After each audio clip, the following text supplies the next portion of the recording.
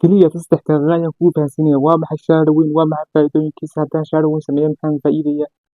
Shadowing macluumaad badan oo ku saabsan ayaan ku siinayaa. Shadowing-ka dad muuqaalka dhammaysta waxa uu yahay, waxa uu taro, faa'iidada uu leeyahay. Haddaan shadowing sameeyo faa'iidada aan ka helayo, maxaan ka dhaxlayaa, shadowing-ka sidee loo sameeyaa, everything oo ku saabsan shadowing muuqaalkan ayaan kugu faahfaahinaya.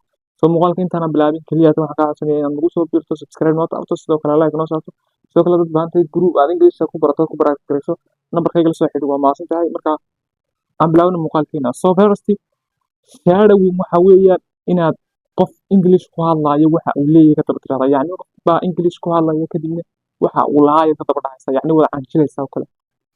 Tusaale ahaan aniga ayaa English ku hadlaya.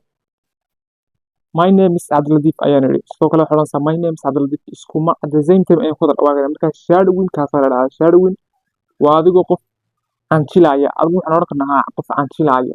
Canjilaadaada canjilaysa maxaa faa'iido kugu jirta, wax kugu jirta waxaa ku baranaysaa luqadda Englishka pronunciation-keeda saxda ah, the correct pronunciation ayaad baranaysaa. Sidoo kale hadhowtana markaad Englishka ku hadlayso waxaad noqonaysaa sida qof native speakers oo kale. Sababtaa shadowing badan ayaa samaysa. Shadowing wuxuu kaa caawinayaa sida native speakers oo kale u hadasho, oo luqadaadu noqoto mid saafi ah sida ta Afrikaanka oo kale, Soomaalida aanay noqon. So shadowing faa'iidooyin badan ayuu leeyahay.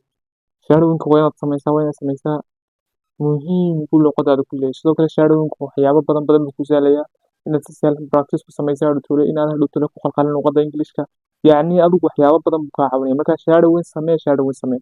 So shadowing saad u samaynayso muuqaalo shadowing ah halkan baan kuusoo dhigayaa. Muuqaalada shadowing-ka daawo kadib adaa fahmi doona markaad fahanto.